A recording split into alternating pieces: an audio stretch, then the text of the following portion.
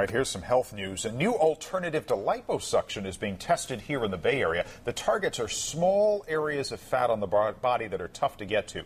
But unlike lipo, there are no incisions with this method. ABC 7's health and science reporter Carolyn Johnson is here to explain. Carolyn, I like the sound of this. It does sound pretty good, doesn't it, Dan? The new treatment uses something called cryolipolysis, basically freezing fat. The skin isn't damaged by the cold temperatures, but the layer of fat below the skin is. And the theory is those fat cells then die off over the course of a couple of months. I think we're going to treat the love handles today.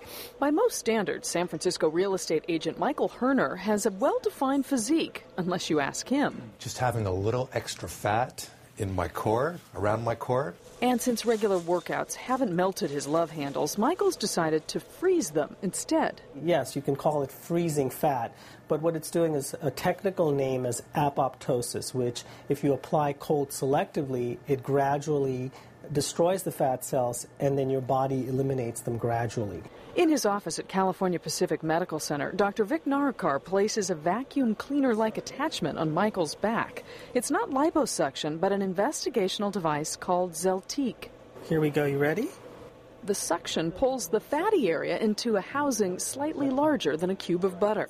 Well, the first thing that people describe is somebody gave them a giant hickey. Because what you really are, the first thing that they feel is the vacuum.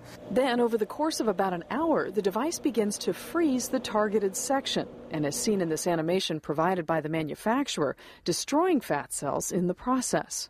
Early trials have shown the treatment reduces fat by a little more than 20% in the targeted areas, according to the company.